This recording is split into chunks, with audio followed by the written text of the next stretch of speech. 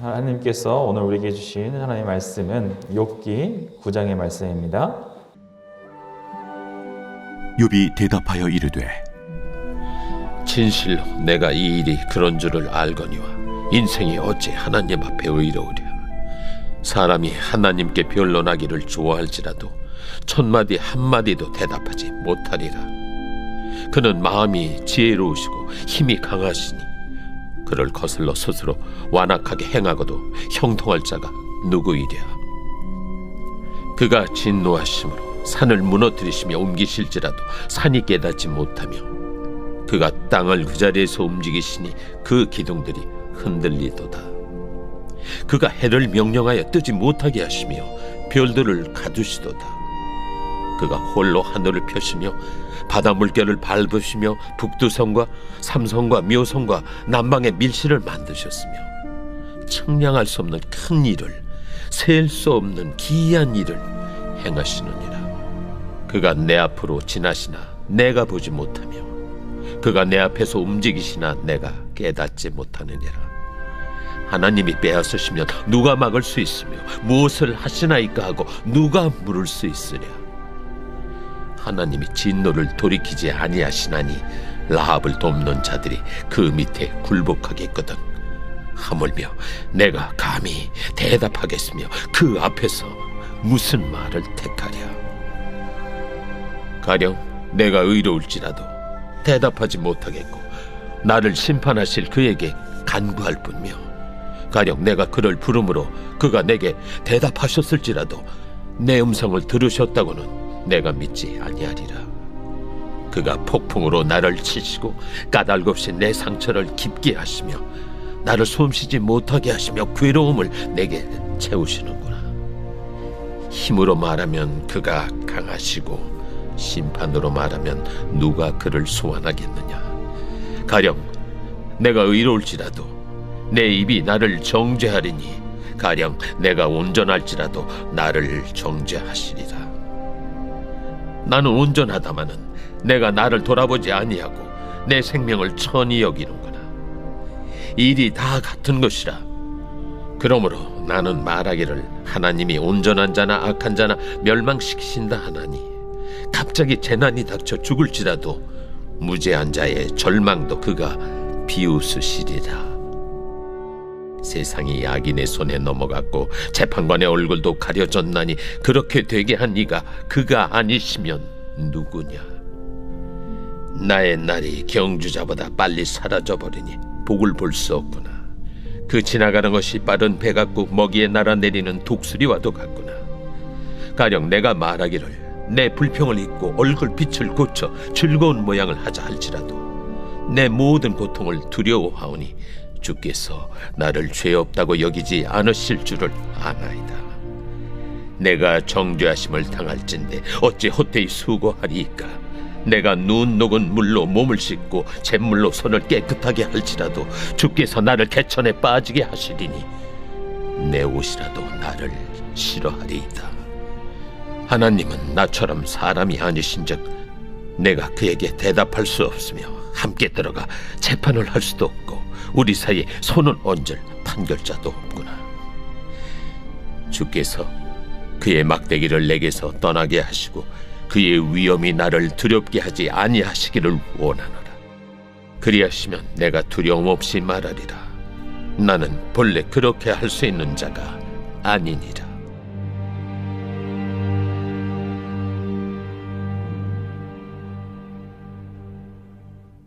오늘 욥기 9장의 말씀은 그의 두 번째 친구였던 빌닷의 말에 대한 반응으로 이제 시작을 합니다. 욥은 이제껏 그의 친구 빌닷이 말한 보상교리, 곧 하나님은 의인을 굳게 붙잡아 주시지만 악인은 징계하신다는 말에 동의를 하면서 말을 시작을 합니다. 욥은 이제 9장에서 오늘 본문 9장과 10장에 걸쳐서 자신이 처한 상황과 또한 자신의 그 무죄를 인정하지 못하는 그 친구들의 태도에 대해서 좌절감이 점점 깊어지고 있음을 드러내고 있습니다. 오늘 본문 2절에서 3절의 말씀입니다. 진실로 내가 이 일이 그런 줄 알거니와 인생이 어찌 하나님 앞에 의로우랴. 사람이 하나님께 변론하기를 좋아할지라도 천마디에 한마디도 대답하지 못하리라 라고 말합니다. 욥은 어떤 인간도 하나님 앞에서는 의로울 수 없다는 그런 친구들의 논지에 동의를 하고 있는 것이죠. 인간이 하나님과 법정 소송에서 하나님을 이기기는커녕 그분의 천마디 질문에 한마디도 대답할 수 없다라고 말하면서 연약한 존재라는 사실에 동의를 합니다. 전통적인 그런 가르침인 보상의 교리를 생각하면서 또 자신이 처한 이 특별한 상황이 기존의 그 교리로 잘 설명이 되지 않는 그 하나님의 그 성품과 정의를 다시 새롭게 탐구해야만 하는 그런 상황 가운데 놓이게 된 것입니다. 구장의 전체가 바로 그러한 욥의 노력으로 가득 차 있다라고 할 수 있습니다. 4절에서 10절은 지혜롭고 강하신 그 창조주 되시는 하나님을 이야기를 하고 있습니다. 하나님의 창조 사역에 대한 찬미로 이어지는데요. 이 노래는 자연을 찬미하는 그런 노래들과 마찬가지로 하나님의 위대하심을 찬양을 하고 또 하나님의 주권을 강조하고 있습니다. 하나님께서 산들을 옮기시고 뒤엎으실 뿐만 아니라 땅의 바닥을 통째로 움직이고 땅의 기둥들을 흔드시는 그런 생생한 언어로 이제 묘사를 하고 있는데 하나님은 너무도 강한 권능을 가지고 계신 분이어서 해와 또 7절에 말하고 있는 것처럼 별들에게 빛을 비추지 못하도록 명하실 수도 있으셨습니다. 오직 하나님만이 하늘을 펼치시고 바다의 모든 것을 다 제어할 수 있는 그러한 온갖 힘을 발휘할 수 있는 분이었습니다. 그래서 10절의 말씀에 이렇게 말하고 있습니다. 측량할 수 없는 큰 일을 셀 수 없는 기이한 일을 행하시느니라. 다시 말해서 하나님의 위대하심은 측량을 할 수 없다라는 것을 욥은 말하고 있습니다.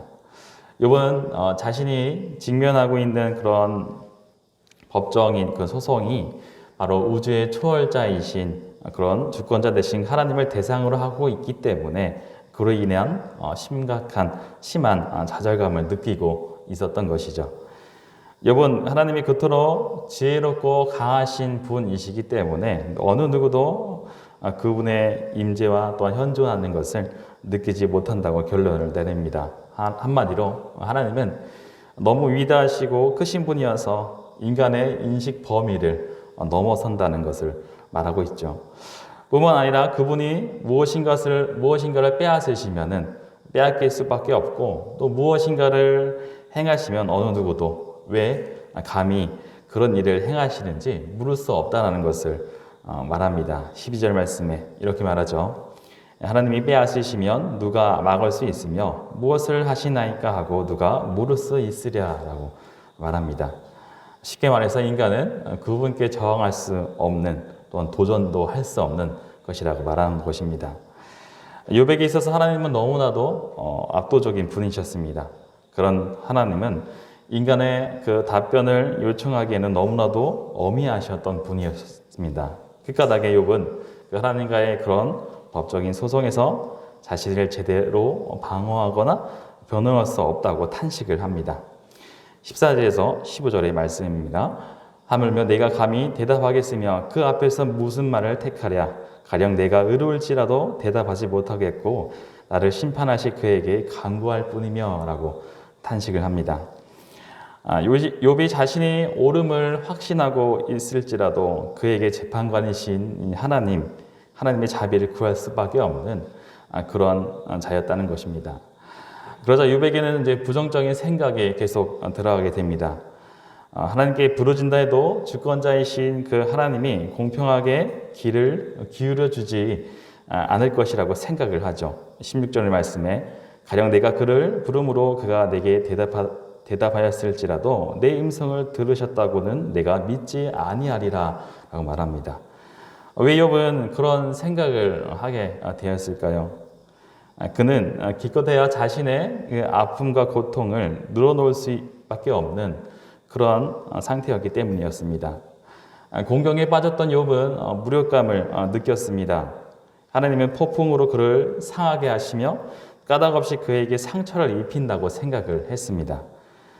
이해력의 한계를 느끼고 있는 그런 욥은 자신의 행동이나 하나님의 응답 사이에 어떠한 관계가 있는지 알지를 못했습니다. 그 대신에 그는 하나님이 자신을 숨을 쉬지 못하게 하시고 또 그의 삶을 괴로움으로 가득 채우시고 있다는 느낌을 받았습니다. 그래서 18절에 이렇게 말하죠. 나를 숨을 쉬지 못하게 하시며 괴로움을 내게 채우시는구나. 그만큼 욥의 그 고통과 고난이 한계치에 다다랐던 것을 보여줍니다. 세상을 살아가다 보면은 나에게 왜 이런 고통이 일어나고 있는지 묻고 싶을 때가 참 있습니다. 견디기 힘든 그런 고통의 시간을 보내고 있는 때에 그렇죠. 숨이 막히고 또 어두운 터널을 걸어가고 있는 듯한 그런 상황 가운데 처하게 되면은 그런 질문이 떠오르게 됩니다. 그러나 고통이 크면 클수록 우리는 하나님에 대한 신뢰를 더욱 견고히 해야 합니다.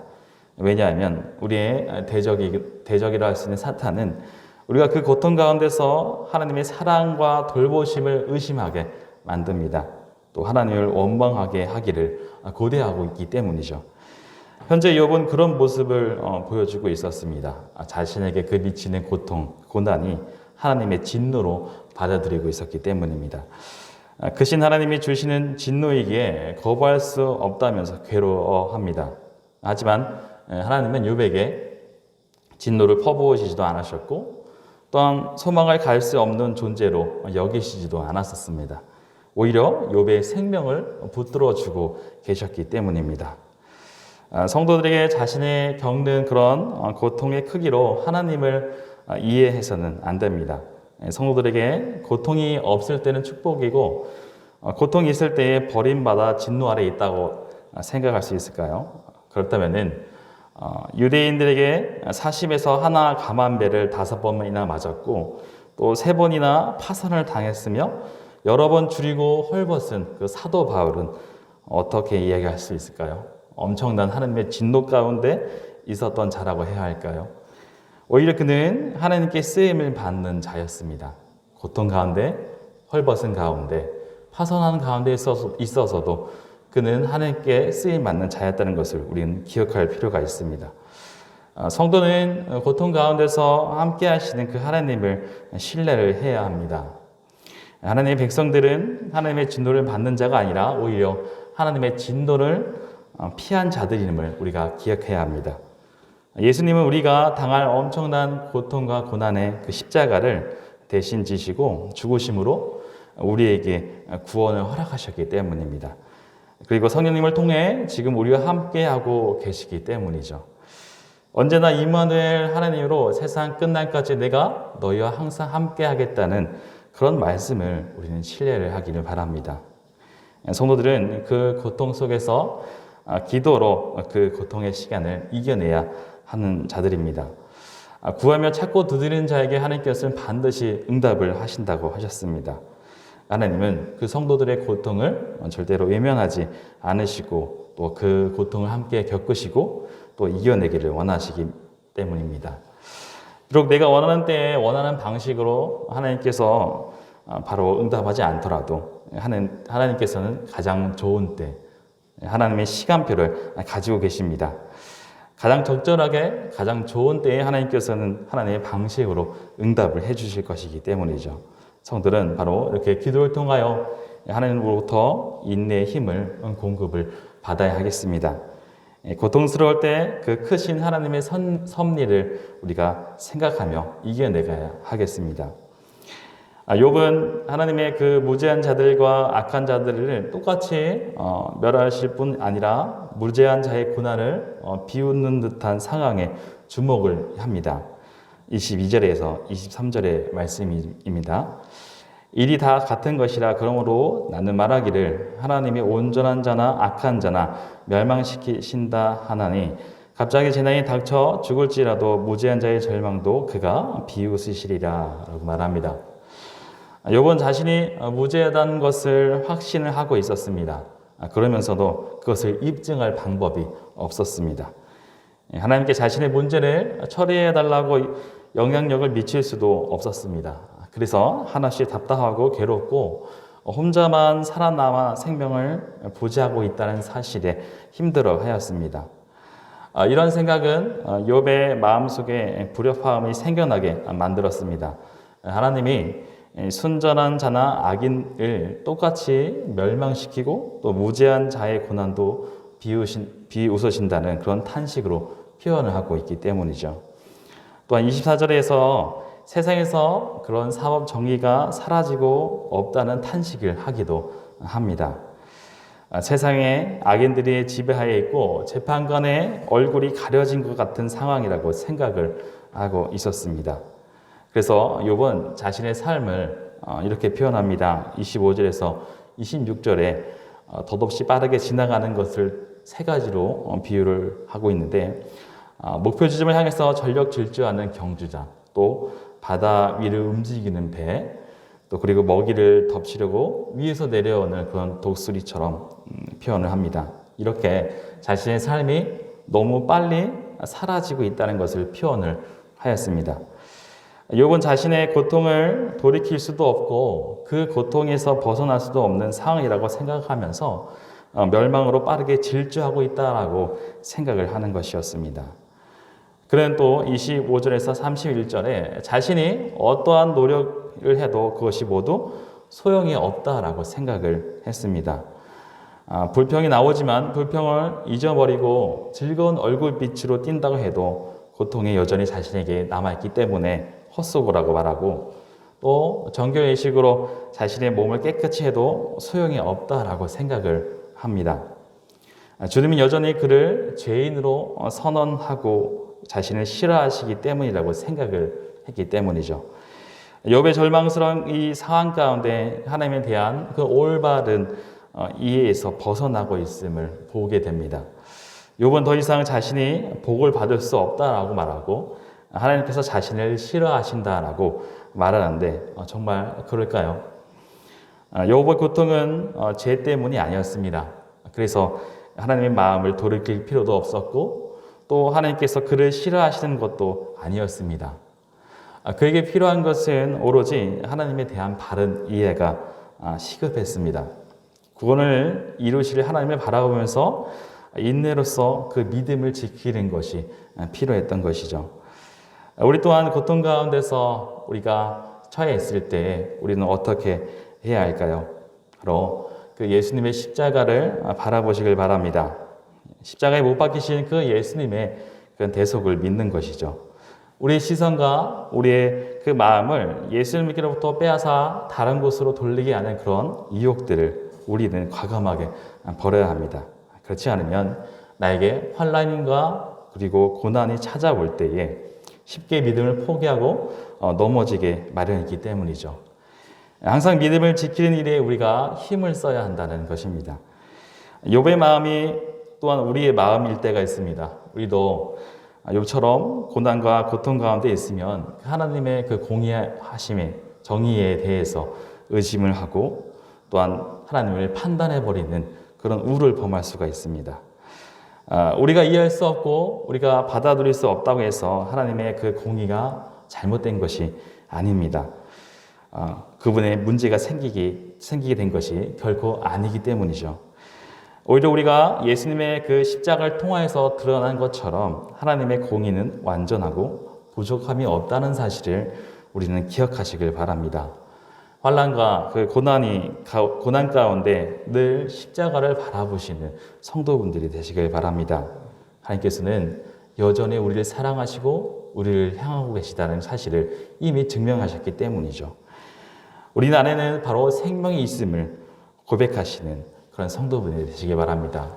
고난과 역경이 찾아올 때 그 믿음을 잃지 않는 또 예수님을 생각하시는 우리 성도분이 되시길 바랍니다. 함께 기도하도록 하겠습니다. 사랑과 은혜가 많으신 아버지 감사합니다. 또 오늘 욥기의 말씀을 통하여 또 하나님의 뜻을 또한 알아갑니다. 주님, 우리 가운데 찾아오는 고난과 역경 가운데서 우리가 참을 수 없고 힘든 가운데 우리를 믿음을 잃지 않도록 우리를 붙들어 주시옵소서.